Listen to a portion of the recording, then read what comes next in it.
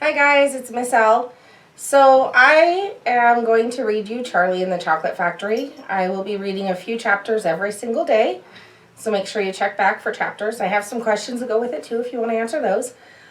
I decided to read this because my class and I were a little over halfway through it when COVID-19 went down and we had to teach from home. I wanted to finish reading the book, and my daughter, Athena, who is helping me with all of my videos, thank you, Athena, she loves to listen to me read still to this day at 21 because I do funny voices. So bear with me. My characters have different voices. Some of them sound similar. And sometimes I mess up on who's talking at the time. Just bear with me. I'm human. It happens. So we are going to read Charlie and the Chocolate Factory by Roald Dahl. And it was published by Puffin Books. So Charlie and the Chocolate Factory, published by Puffin Books, written by Roald Dahl, and illustrated by Quentin Blake. I will show you the pictures. There's some, few and far between. Some are important. Some of them we can do without, but who doesn't like pictures? So before we read the book, we're going to talk about the 5 children that are in the book. There's Augustus Gloop. He's a very, very greedy boy. There's Veruca Salt, a girl who's spoiled by her parents. Violet Beauregard. She's a girl who chews gum all day long. So wait until I'm her. You're going to see that. Mike TV, a boy who does nothing but watch television. And, of course, Charlie Bucket, our hero. Charlie and the Chocolate Factory. In my classroom, I generally read 15 to 30 minutes after lunch every day just as a cool down time. I always tell my students during this time, you may color, you may draw, you can fold, you can just sit and listen. Enjoy. Chapter 1, Here Comes Charlie. These 2 very old people are the father and mother of Mr. Bucket. Their names are Grandpa Joe and Grandma Josephine. And these 2 very old people are the father and mother of Mrs. Bucket. Their names are Grandpa George and Grandma Georgina. This is Mr. Bucket. This is Mrs. Bucket. Mr. and Mrs. Bucket have a small boy whose name is Charlie Bucket. This is Charlie. How do you do, and how do you do, and how do you do again? He is pleased to meet you. The whole of this family, the 6 grown-ups, count them, and little Charlie Bucket live together in a small wooden house on the edge of a great town. The house wasn't nearly large enough for so many people, and life was extremely uncomfortable for them all. There were only 2 rooms in the place altogether. There was also only 1 bed. The bed was given to the 4 old grandparents because they were so old and tired, and they were so tired that they never got out of it. Grandpa Joe and Grandma Josephine on this side, Grandpa George and Grandma Georgina on this side. Mr. and Mrs. Bucket and little Charlie slept in the other room upon mattresses on the floor. In the summertime, it wasn't too bad, but in the winter, freezing cold drafts blew across the floor all night long, and it was awful. There wasn't any question of them being able to buy a better house or even 1 more bed to sleep in. They were far too poor for that. Mr. Bucket was the only person in the family with a job. He worked in a toothpaste factory where he sat all day long on a bench and screwed little caps onto the tops of tubes of toothpaste after the tubes had been filled. But a toothpaste cap screwer is never paid very much money, and poor Mr. Bucket, however hard he worked, and however fast he screwed on the caps, was never able to make enough to buy 1/2 of the things a family so large needed. There wasn't even money to buy proper food for all of them. The only meals that they could afford were bread and margarine for breakfast, boiled potatoes and cabbage for lunch, and cabbage soup for supper. Sundays were a bit better. They all looked forward to Sundays because then, although they had exactly the same, everyone was allowed a second helping. The Buckets, of course, didn't starve, but every one of them the two old grandfathers, the two old grandmothers, Charlie's father, Charlie's mother, and especially little Charlie himself, went about from morning till night with a horrible, empty feeling in their tummies. Charlie felt it worst of all, and although his father and mother often went without their own share of lunch or supper so that they could give it to him, it still wasn't nearly enough for a growing boy. He desperately wanted something more filling and satisfying than cabbage and cabbage soup. The one thing he longed for more than anything else was chocolate. Walking to school in the mornings, Charlie could see great slabs of chocolate piled high in the shop windows, and he would stop and stare and press his nose against the glass with his mouth watering like mad. Many times a day he would see other children taking creamy candy bars out of their pockets and munching them greedily, and that, of course, was pure torture. Only once a year, on his birthday, did Charlie Bucket ever get to taste a bit of chocolate. The whole family saved up their money for that special occasion, and when that great day arrived, Charlie was always presented with one small chocolate bar to eat all by himself. And each time he received it, on those marvelous birthday mornings, he would place it carefully in a small wooden box that he owned and treasure it as though it were a bar of solid gold. And for the next few days, he would allow himself to look at it, but never touch it. Then, at last, when he could no longer stand it, he would peel back a tiny bit of the paper wrapping in one corner to expose a tiny bit of chocolate, and then he would take a tiny nibble, just enough to allow the lovely sweet taste to spread out slowly over his tongue. The next day, he would take another tiny little nibble, and so on and so on. And in this way, Charlie would make his 10-cent bar of birthday chocolate last him for more than a month. But I haven't yet told you about the one awful thing that tortured little Charlie, the lover of chocolate, more than anything else. This thing, for him, was far, far worse than seeing slabs of chocolate in the shop windows or watching other children munching creamy candy bars right in front of him. It was the most terrible, torturing thing that you could imagine. And it was this. In the town itself, actually within sight of the house in which Charlie lived, there was an enormous chocolate factory. Just imagine that. And it wasn't simply an ordinary enormous chocolate factory either. It was the largest, most famous in the whole world. It was Wonka's factory, owned by a man called Mr. Willy Wonka, the greatest inventor and maker of chocolates that there ever has been. And what a tremendous, marvelous place it was! It had huge iron gates leading into it, and a high wall surrounding it, smoke belching from its chimneys, and strange whizzing sounds coming from deep inside it. And the outside walls for half a mile around in every direction. The air was scented with the rich smell of melting chocolate. Twice a day, on his way to and from school, little Charlie Bucket had to walk right past the gates of the factory, and every time he went by, he would begin to walk very, very slowly. And he would hold his nose high in the air and take long, deep sniffs of the gorgeous chocolatey smell all around him. Oh, how he loved that smell. And oh, how he wished he could go inside that factory and see what it was like. Chapter 2. Mr. Willy Wonka's Factory. In the evenings, after he had finished his supper of watery cabbage soup, Charlie always went to the room of his 4 grandparents to listen to their stories, and then afterwards to say goodnight. Every one of these old people was over 90.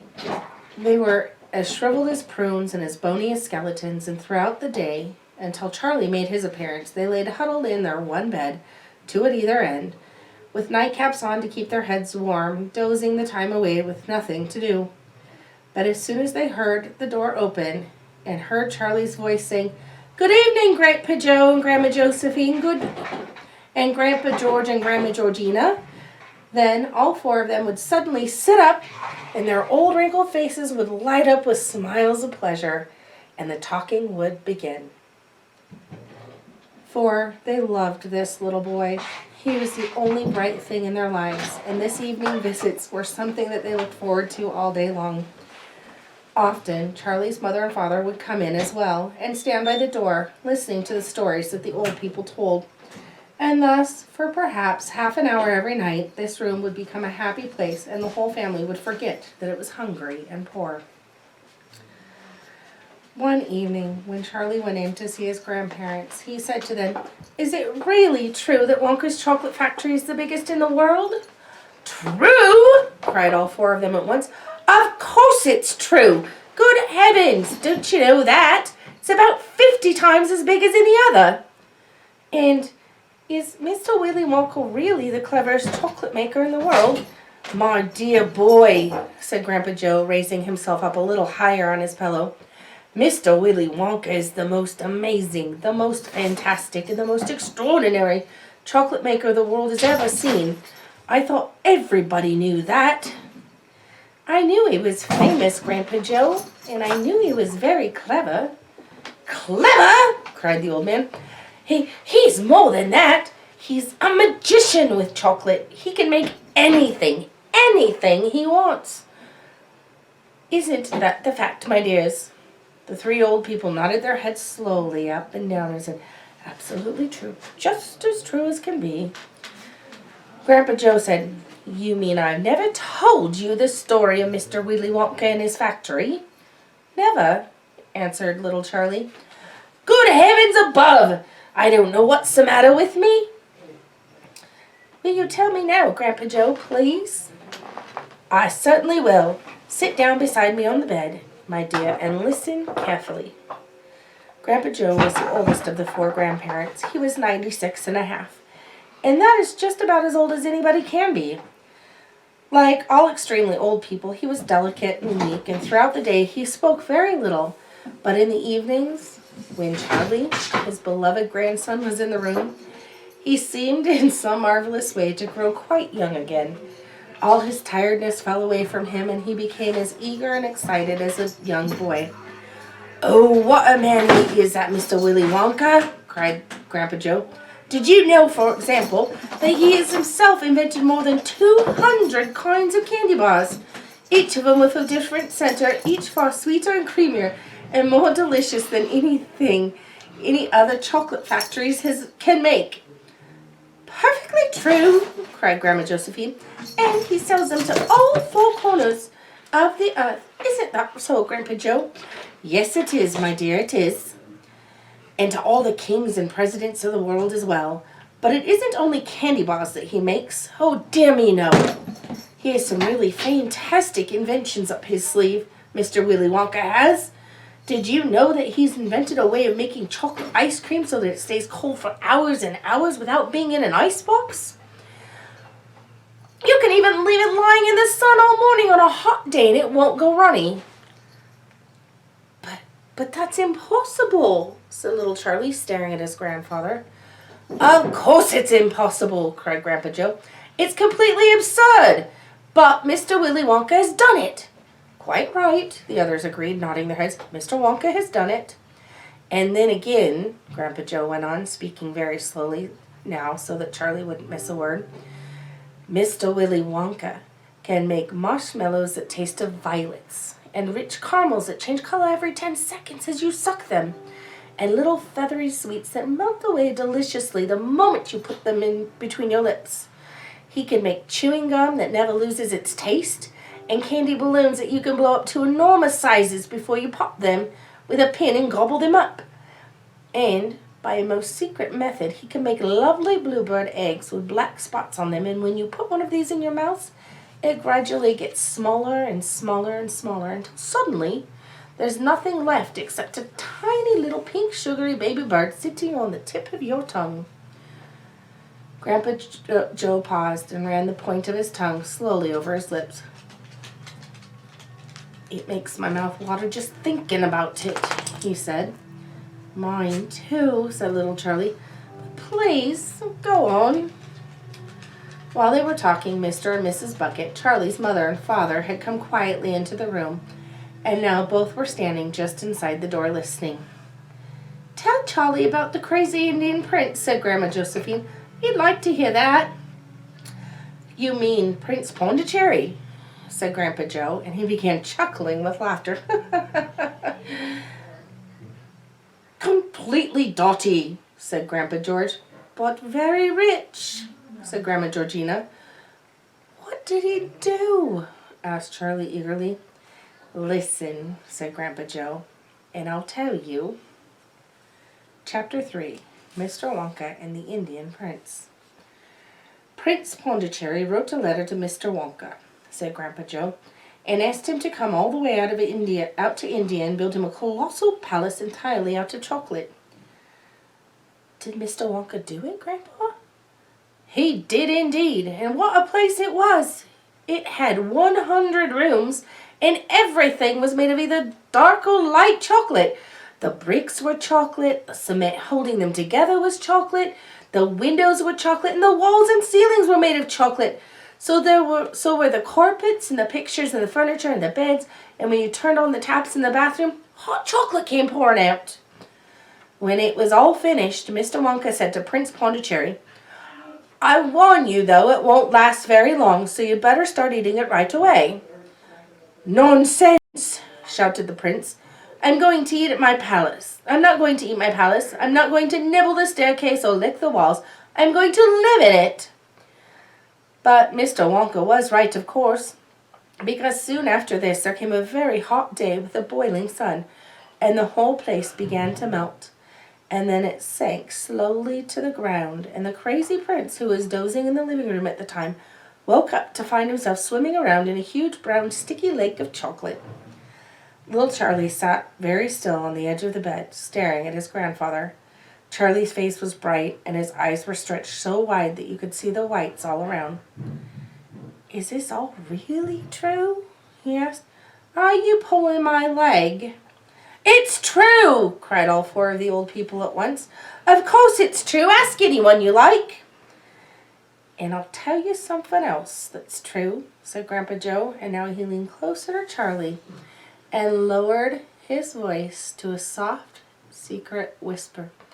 Nobody ever comes out. Comes out of where? Asked Charlie. And nobody ever goes in. In where? Cried Charlie. Wonka's factory, of course. Grandpa, what do you mean? I mean workers, Charlie. Workers? All factories, said Grandpa Joe, have workers streaming in and out of the gates in the mornings and the evenings, except Wonka's. Have you ever seen a single person going into that place or coming out?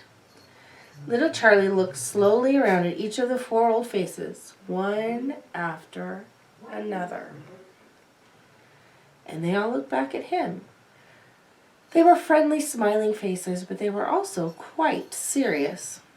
There was no sign of joking or leg pulling on any of them. Well, have you? Asked Grandpa Joe.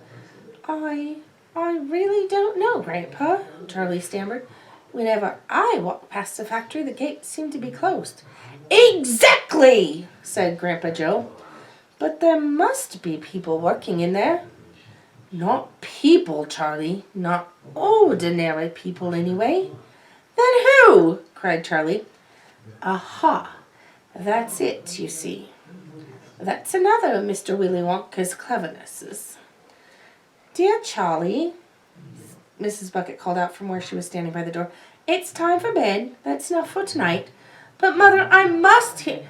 Tomorrow, my darling. That's right, said Grandpa Joe. I'll tell you the rest of it tomorrow evening. All right, that's all that I'm going to read today. I would like to thank one of my students, Malia, for making me my bookmark. I love it. There are some questions for you. All right, so I just read you the first 3 chapters of Charlie and the Chocolate Factory. If you would like to answer the questions, you can. You absolutely don't have to. So, who is the main character of our story? Why does the Bucket family eat the same thing every day? Bonus if you can tell me what they eat every day, a couple times a day. And who do you think that Charlie is closest to? What evidence from the story makes you think this? So what did I read? What family member do you think that he is probably closest to? All right, thanks for today. I'd like to thank you for watching. Please come back tomorrow for more Willy Wonka. Please leave your answers in the comment. Questions are also in the description. Lastly, please remember to like and subscribe to my page for more videos. Bye!